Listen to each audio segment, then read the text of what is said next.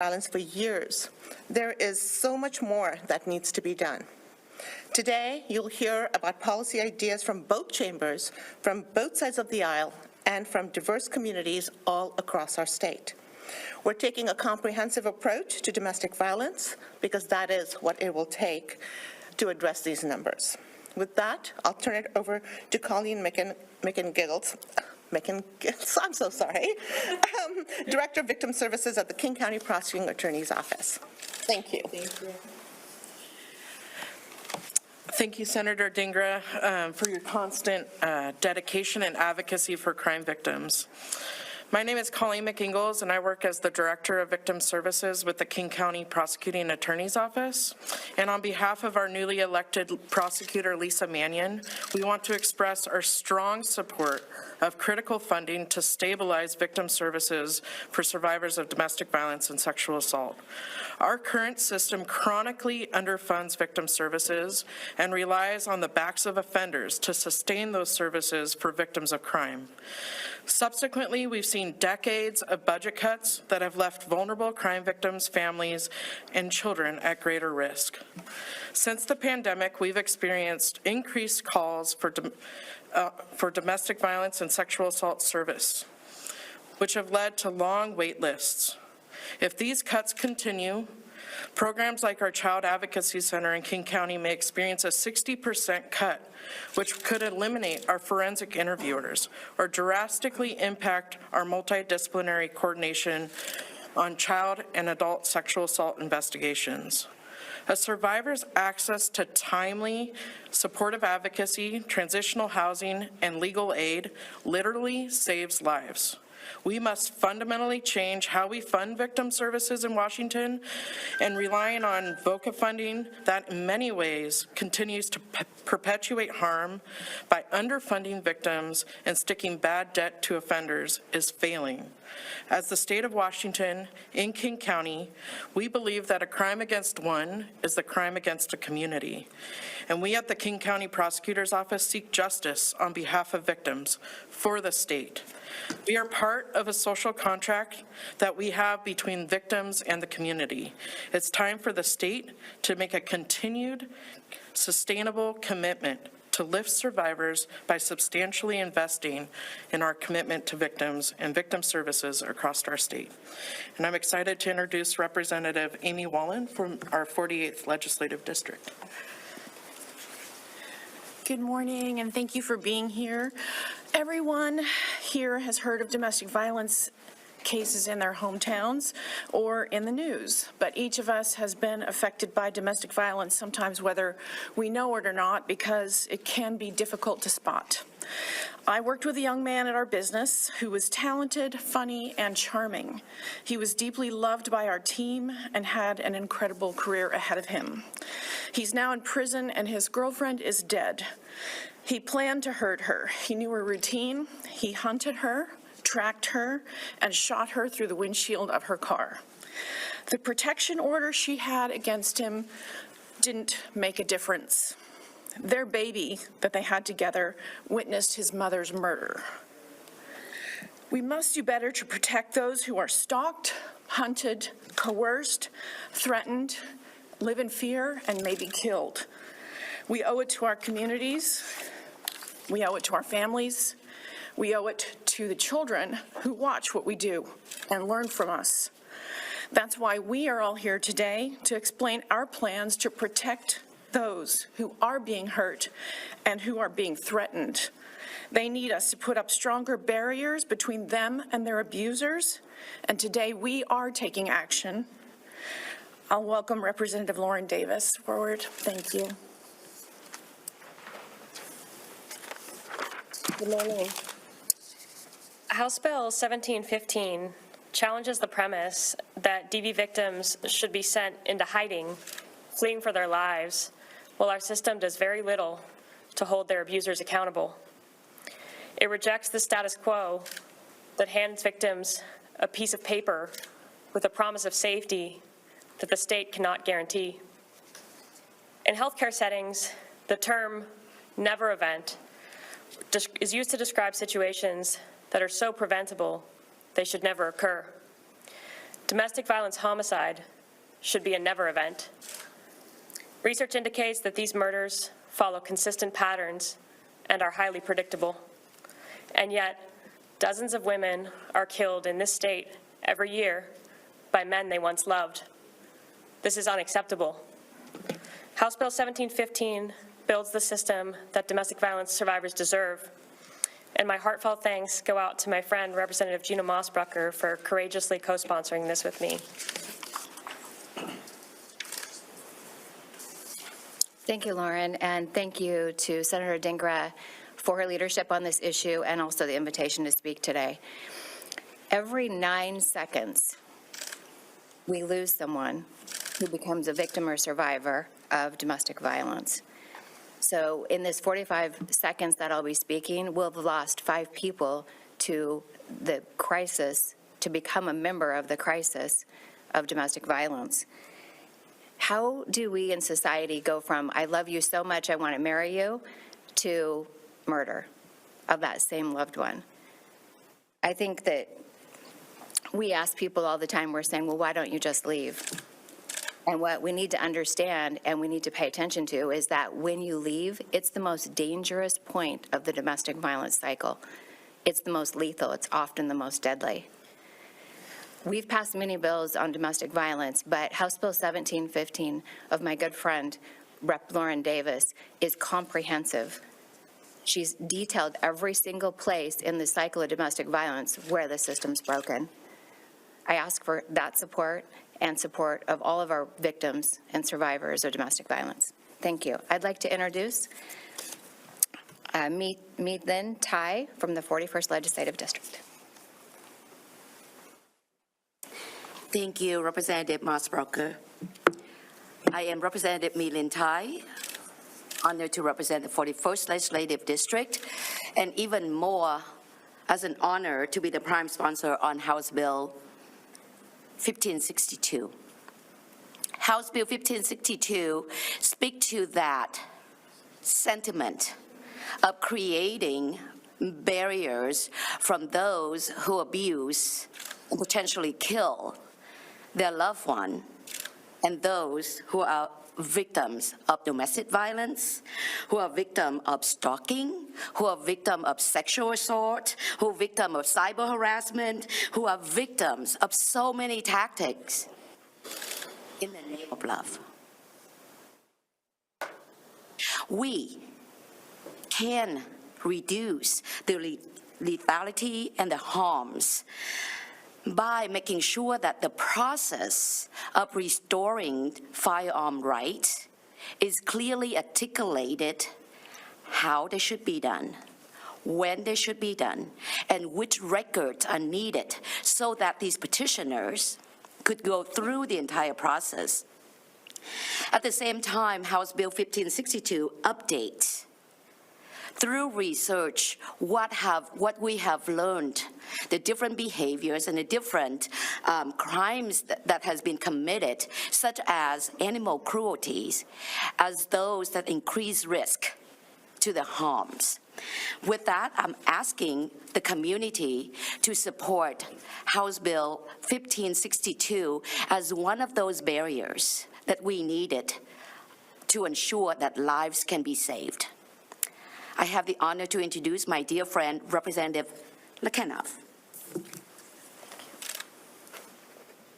Hi, I'm Representative Deborah Lekanoff out of the 40th Legislative District. My Tlingit name is Sikchasi. I am Native American. I am one of the first Americans of the Great America and one of the first Washingtonians of this great Washington state. When you look at the historical trauma of Native American and Native American women and people across this great nation, you would think they would have taken care of us first and the best. Unfortunately, that's not what history has shown us.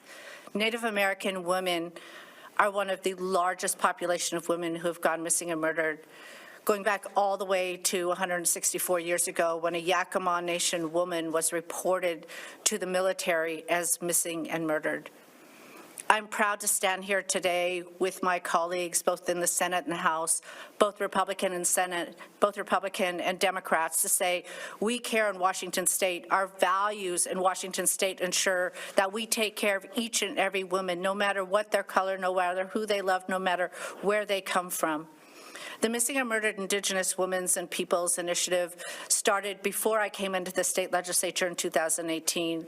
My appreciation and love goes to Representative Mossberger, who provided the first Missing and Murdered Indigenous bill. Since then, we have had about 6. We continue to work on initiatives such as the Missing and Murdered Indigenous Women's and Peoples Alert System, the first in the nation that was started underneath the Attorney General's office.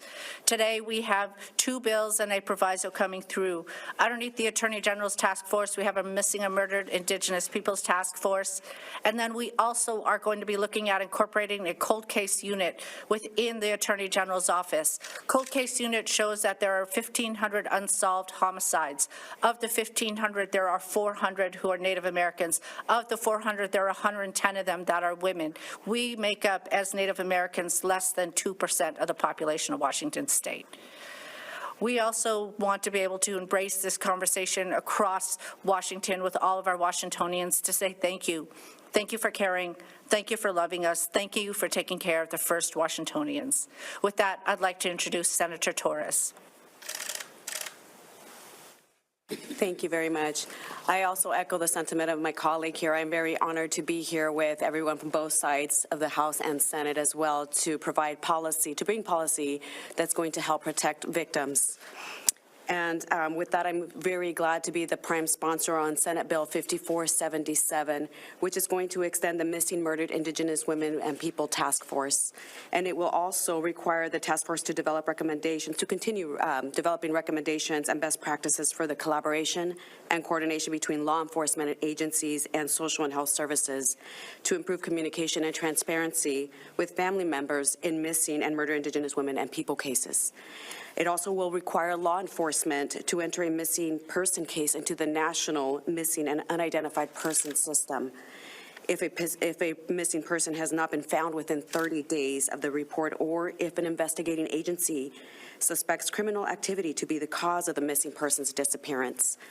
It will also require the Office of the Attorney General to coordinate with the MMIWP Task Force to create and update a Missing and Murdered Indigenous Women and People resource. So thank you. With that, I would like to introduce Senator Jesse Solomon from the 32nd Legislative District. Thank you, Senator Torres. My name is Jesse Solomon, Senator from the 32nd Legislative District. I'm here to tell you that guns and domestic violence are a bad mix. As a prosecutor and public defender for 15 years, I got a close look at the system. And I saw how easy it is for a defendant at an arraignment to lie to a court, swear that they don't have any guns, and yet be released and go home with nary a check on that statement. Imagine the worst: out on bail, angry, lied about guns, bent on destruction. So this bill, 5231, will help officers remove guns at the scene of a domestic violence incident rather than later dealing with it at arraignment, serve a protection order and an order to surrender weapons, and create immediate consequences for somebody, for a defendant who then goes out and gets a gun in contravention of that order. We don't need to go back we don't need to have officers go back a second time to serve an order. So it's really important that at the scene, they be given the ability to get an emergency order over the phone by calling a judge. That's what this bill does. We know that laws that prohibit firearm possessions do not work on the honor system. Fatality reviews have repeatedly shown that laws prohibiting firearms for abusers are not effective without clear and specific procedures and mechanisms for accountability. That's what this bill seeks to do. States that, in addition to laws prohibiting firearms, also have laws specifying how disqualified abusers were required to surrender those firearms, saw a reduction in domestic violence homicides. I urge us to please pass this bill. Next up, we're going to hear from Representative Charlotte Mina from the 29th Legislative District. Thank you. Thank you, Senator. My name is Charlotte Mena, and I proudly represent the 29th Legislative District, and I am gut-wrenched that we have cause to be here, but I'm bolstered by all the leaders that are surrounding me and how galvanized and determined they are to make a change, and I'm really proud to join them as well. As you've heard, there's a lot more we can do to reduce incidents of violence and support survivors. This session, I'm sponsoring a bill in partnership with union leaders and in partnership with Senator Yasmin Trudeau. To protect the privacy of public employees who are survivors of domestic violence, sexual assault, harassment, and stalking. Right now, too many of our fellow public employees are exposed. Right now, their employers may be required to share their personnel information or other records that could reveal their exact work location. And the process that state workers have right now for seeking privacy is long, onerous, and frankly, unfriendly to those whose lives may depend on it. We need to make this protection accessible, and we need to believe survivors. This bill would do just that. It's just one common sense step we can take to support survivors, and I look forward to having a vote on the House floor really soon. So thank you, and with that, I would love to introduce Emily Stone from the Washington State Coalition Against Domestic Violence. Good morning. Every day, 365 days a year, domestic violence survivors and their children seek life-saving support from the safety net of DV providers who provide emergency shelter, crisis line support, legal advocacy, housing and cash assistance, counseling, and so much more. Funding for DV services has been inadequate for many years and will reach a crisis point this summer. State funding for domestic violence services has remained level for the past 15 years, despite the increased demand for survivor services. DV programs have already been informed that they should anticipate 23 to 30% funding cuts beginning July 1 of this year. If action is not taken this session, the safety net will unravel and survivors and their children will suffer the consequences. Our coalition joins other crime victim service organizations across the state in seeking $132 million to stabilize essential services for all victims of crime. Survivors are facing increased levels of violence, fewer options, and cascading struggles set off by the pandemic. The only path forward is the stability that increased funding can support. We are grateful for the legislature's effort to maintain and adapt systems and community responses to domestic violence. Policies are effective when they complement, amplify, and coordinate with the services already working to meet survivor needs. We must keep our safety net of domestic violence services intact and strong. That is the foundation from which all other resources can take root and grow. We can't turn our backs on survivors of abuse. We can and must do better. Thank you. And now I'm going to turn it back over to Senator Dingra. Thank you. Thank you to all my colleagues who are so dedicated in addressing gender-based violence. Thank you for continuing to do this work. And thank you to everyone else who's here standing in solidarity. And thank you to everyone for showing up to really highlight this really important issue. And I don't think we could have picked a better day than Valentine's Day to really have a conversation about intimate partner violence and what healthy, good relationships look like. So with that, I'm going to open it up to questions. I'm just going to facilitate the questions that you may have for anyone who is present here. I had a question for Representative Davis on 1715. Can you explain what building the system the survivors deserve, what would that look like? Is it, tell me, counseling shelters, tell me what that funding would do.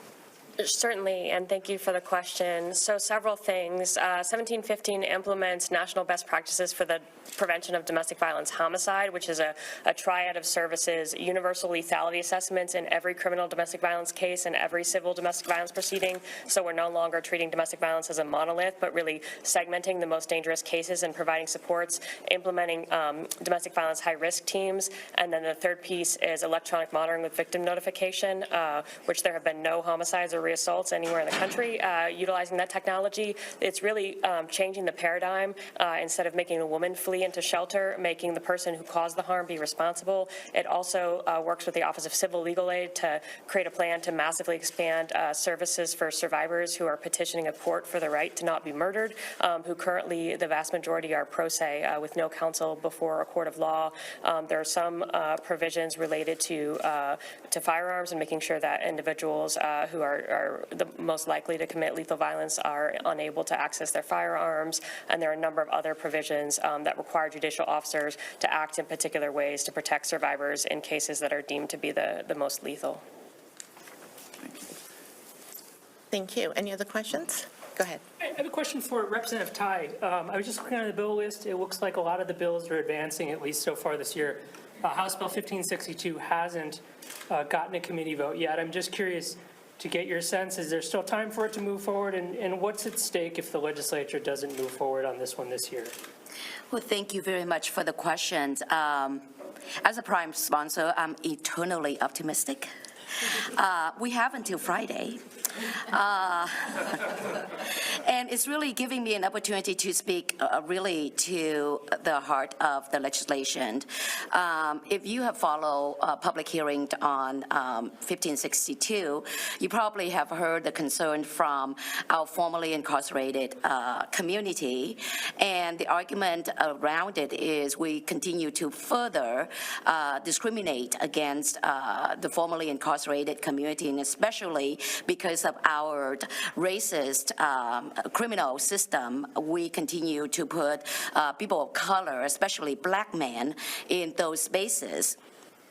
This bill isn't about it, because what I'm asking the community and, of course, my colleague to really re-examine who else are we not talking about in this whole conversation, and that is really the victim of domestic violence. And data after data after data repeatedly stated that the people of colors are also a marginalized community, and also those who are the victim, the other who, as a question in the other end of the equations. As somebody who has been serving as interpreter for women who seek shelter due to domestic violence, I am hoping that through these conversations, House Bill 1562 will be moving out of committee. Thank you for the question. I'll just add to that Black, Indigenous, and Latinx women are at a higher risk for intimate partner violence-related homicides. And we always have to be aware of who the victim is. What I really like about both the bills that Representative Davis and Representative Tai have sponsored is that they're taking a look at lethality risk. And that is something we don't talk about enough when in terms of intimate partner violence, because we know there are lethality risks. And it's about time that we put into statute what lethality risks are and take a much harder look at those individuals who have those lethality risks. Next question. Okay. Well, sorry, go ahead. I have another one for Ms. McIngles. Yes. You brought up the relying on the debt of the convicted. That's not the right word, but can you explain that in your opinion is part of the problem, is that we're relying on, is it victim impact payments? Well, I think that it's unsustainable. So we've seen VOCA funding that has ebbed and flowed over the years, where it's unsustainable to rely for nonprofit organizations that are scraping by to keep their doors open, to rely on year-by-year projected cuts. And that's unsustainable for victims and survivors, and we owe them better. And I think we've traditionally funded victim services off the backs of offenders, and I think it's time that we take ownership of our social contract of the state versus the defendant, not the victim versus the defendant. That is the state's responsibility to stand up for survivors, to invest in survivors and their support services, and create more equity for victims and survivors in restoring after a horrific incident of domestic violence or sexual assault. Many victims who don't report have no resources, and we have to do more. And I'll just add that when you have a lot of individuals who are indigent, they simply cannot pay those fees and fines, and we cannot rely on the fees and fines paid by Indigenous individuals to help a system. And frankly, the services that we get that are based just on fees and fines are not wholesome enough that victims need.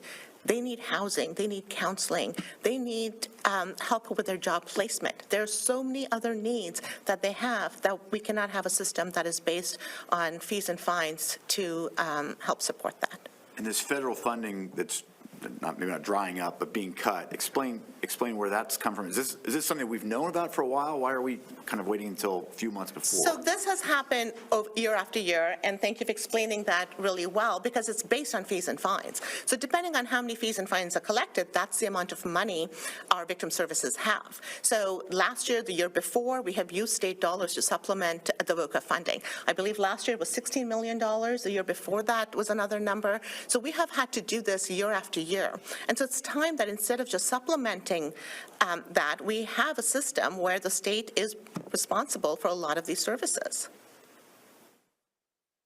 Any other questions? Well, thank you all for coming. I really do appreciate the engagement, and you know how to get a hold of all of us if there are any follow-ups. Thank you. Thank you. Thank you all.